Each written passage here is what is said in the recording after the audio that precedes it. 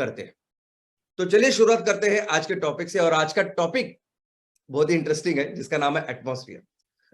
दोस्तों, क्या आपको पता है कि पूरे इस ब्रह्मांड में लाखों करोड़ों बहुत सारे ऐसे ग्रह हैं, लेकिन पृथ्वी ऐसा ग्रह है कि जिसके ऊपर दुनिया है, जिसके अंदर जीवन है, दुनिया है, और करोड़ों जीव अलग अलग तरह के हैं इस दुनिया में रहते हैं।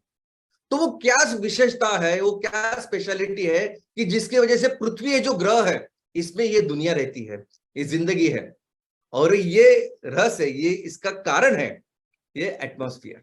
इसका कारण है ये वातावरण, वायुमंडल भी इसको कहते हैं। वात आवरण, वात यानी वायु, आवरण यानी आवरण। तो इस पृथ्वी, इस गोले के ऊपर जो इस वायु का आवरण है इसे हम वातावरण कहते हैं। एटमॉस्फेयर भी उससे ही कहते हैं, एटमॉस वायु और स्फीयर यानी गोला। तो ये एटमॉस्फेयर, ये वातावरण है कि जिसकी वजह से इस पृथ्वी के ऊपर ये दुनिया, ये जीव मुमकिन है। तो दोस्तों, कैसे शुरुआत हुई इस वातावरण की, एटमॉस्फेयर की? तो ये समझने के लिए पहले ये जानते हैं कि ये पूरे सौर मंडल, सोलर सिस्टम जो हम कहते हैं, उसकी शुरुआत कैसे हुई। मैं आपको बताना चाहूंगा कि सौर मंडल यानी क्या, सोलर सिस्टम यानी क्या। तो एक हमारा सूरज, सूर्य, और उसके साथ जो 9 ग्रह है, इन सबको मिलके, ये परिवार को मिलके हम कहते हैं सौर मंडल, सोलर सिस्टम। और इसकी शुरुआत कैसे हुई? तो दोस्तों, इसकी शुरुआत, ये सब होने के पहले, सूरज ग्रह की शुरुआत होने के पहले ये सब एक वायु और कण यानी सॉलिड पार्टिकल्स, इसका एक बहुत बड़ा ऐसा ऐसे वायु और ये कण थे। और ये जो सॉलिड कण थे, ये सॉलिड पार्टिकल्स थे, ये आपस में टकरा के उनके बीच में न्यूक्लियर रिएक्शन हुआ। अभी न्यूक्लियर रिएक्शन यानी क्या? तो वही रिएक्शन जो एटम बम में होता है, वो एटम बम जो अमेरिका ने जापान के ऊपर डाला, और जिस एटम बम की वजह से, जिस बम की वजह से जापान सिर्फ कुछ सेकंड में पूरी तरह से तबाह हो गए, क्योंकि इतनी ऊर्जा का निर्माण उस एटम बम से हुआ, इतनी रेडिएशन का निर्माण उस एटम बम से हुआ। और इस एटम बम में कौन सी प्रक्रिया होती है? तो जो एटम्स होते हैं, 2 एटम, एक तो उनका विभाजन होता है, न्यूक्लियर फिशन बोलते हैं उसे, नहीं तो 2 एटम्स आपस में मिल जाते हैं, उसको न्यूक्लियर फ्यूजन बोलते हैं। जो एटम बम में उन्होंने इस्तेमाल किया था वो न्यूक्लियर फ्यूजन था, फिशन था। लेकिन फ्यूजन में भी और फिशन में उतनी ही एनर्जी तैयार होती है। इनफैक्ट ऐसे कहते हैं कि फिशन में और ज्यादा एनर्जी तैयार होती है। और ये सूरज बनने के पहले ये जो सब कण थे, ये सब सॉलिड पार्टिकल थे, उनमें वही प्रक्रिया हो गई। और ये एक बार शुरुआत हो गई, यानी एक प्रक्रिया की शुरुआत हुई, तो बहुत बड़े स्केल पे ये एनर्जी और ऊर्जा का निर्माण हुआ।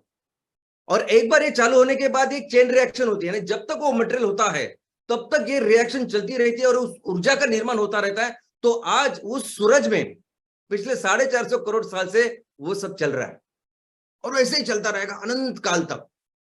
और जब सूरज की निर्मित हुई इस न्यूक्लियर रिएक्शन की वजह से, तो उसमें जो आजू बाजू के जो वायु थे वो बहुत जोर से बाहर की ओर फेंके गए। तो वो जो वायु के गोले थे, वही गोले, 9 गोले धीरे धीरे करके शीतल होते होते होते उनके ग्रह बन गए। तो ऐसे सौर मंडल और ऐसे सोलर सिस्टम की शुरुआत हुई। और आज हम देख रहे हैं ये सोलर सिस्टम कि वहां वही सूरज है जहां वो न्यूक्लियर रिएक्शन चालू है, उसमें इतनी energy her second, fraction of second तैयार हो रही है। और ये सब ग्रह है, इस ग्रह माला में पृथ्वी का रैंक नंबर 3 है, हम 3 स्थान पे हैं। तो दोस्तों, ये सभी जो ग्रह है ये बेसिकली गैसेस से बने हैं, गैसेस और जो थोड़ा सा कोई सॉलिड मटेरियल था। और वो कौन से गैसेस है जो हर इस पृथ्वी पे थे, हर इस ग्रह पे थे? तो इंपॉर्टेंट इसमें से जो गैसेस है वो 4-5 ही है, जिसमें हाइड्रोजन है, नाइट्रोजन है, कार्बन डाइऑक्साइड है, हीलियम है और ऑक्सीजन है। इनफैक्ट कौन से ग्रह के ऊपर कौन से गैसेस है, इसकी अभी पूरी पढ़ाई हो चुकी है हमारे सामने है, क्योंकि आज अभी बहुत सारे उपकरण हैं जो दिखाई देते हैं, जो जिसे पता चलता है कि इस ग्रह के ऊपर कौन कौन से गैसेस है। तो आप देख सकते हैं कि सबसे पहला जो ग्रह है मर्क्यूरी, उसपे 42% ऑक्सीजन है, 29% नाइट्रोजन है, 22% हाइड्रोजन है, और ऐसे हर ग्रह का ये कॉम्पोजिशन है। लेकिन हमारा जो ये ग्रह है हमारे ये जो पृथ्वी ये बहुत स्पेशल है।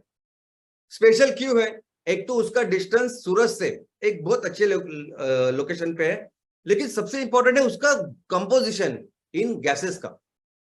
तो कंपोजिशन क्या है? तो कंपोजिशन ये है कि हमारी इस पृथ्वी के ऊपर 78.1% नाइट्रोजन है और 20.9 यानी ऑलमोस्ट 21% ऑक्सीजन है, 0.9% ऑर्गन है, और चौथा जो सबसे बड़ा जो कॉन्स्टिट्यूएंट्स है वो बाष्प है, वेपर है, वाटर वेपर। अब ये जो बाष्प होता है हवा में, ये 0 से लेके 5% तक हो सकता है।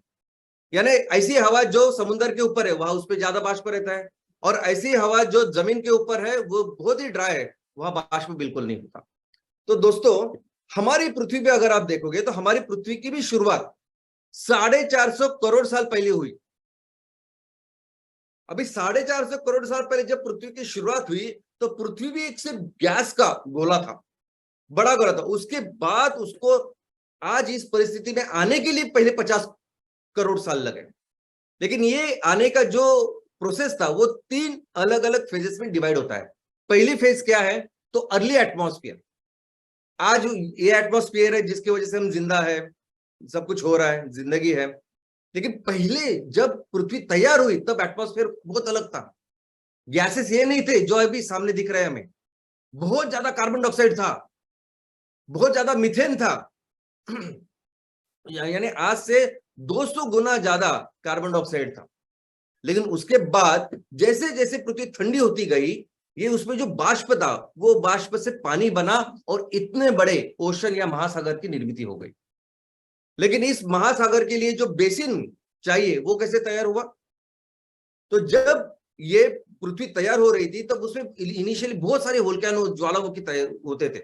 और इन ज्वालामुखी का मतलब आपको तो पता है कि ज्वालामुखी यानी फटती है पृथ्वी, तो उसकी वजह से ये बेसिन धीरे धीरे करके तैयार हुए। और उसके बाद का तीसरा जो फेज है जिसमें आज भी हम लोग हैं वो है बायोलॉजिकल एरा। यानी पृथ्वी ठंडी हो गई, महासागर तैयार हो गए, उसके बाद जो की उत्पत्ति किससे हुई?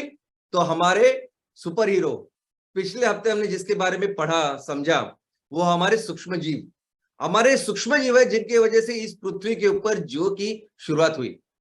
सबसे पहले आए हमारे बैक्टीरियाज, उसके बाद आए दुनिया के पहले एक पेशीय वनस्पति यानी कौन? अलगे।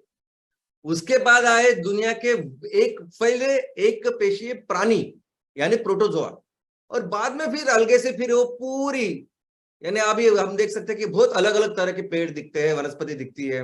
आज हम लोग देखते हैं अलग अलग तरह के प्राणी दिखते हैं। ये सब उन पहले एक पेशीय वनस्पति और एक पेशीय प्राणी, इनसे इनकी शुरुआत हुई है। लेकिन हमारे इन सुपर हीरो ने हमारे इस माइक्रो ऑर्गेनिज्म में सिर्फ इतना काम नहीं किया, सबसे इंपॉर्टेंट काम ये किया कि इसके ऊपर हम जी सके, ये जिंदगी हो सके, ऐसा वातावरण उन्होंने तैयार किया। ये पूरा कार्बन डाइऑक्साइड खाने का काम अगर इन्होंने किया तो इन्होंने किया। ये जो वनस्पति थी, ये जो अलगे थे, इन्होंने कार्बन डाइऑक्साइड पूरा खा के ऑक्सीजन इसमें डाला, और जिसकी वजह से अभी ऑक्सीजन इतना ज्यादा है और कार्बन डाइऑक्साइड बिल्कुल कम है। दोस्तों यही कारण है कि इंटीरियर पृथ्वी का जो अंतरंग है वो इस तरीके से दिखता है। जैसे जैसे यानी कोई भी गोला, अगर आप गर्म गोला अगर ठंड होता हुआ अगर आप देखते हो, जो शीतल हो रहा है उसका टेम्परेचर कम हो रहा है, अगर आप देखते हो तो आपको समझ में आएगा।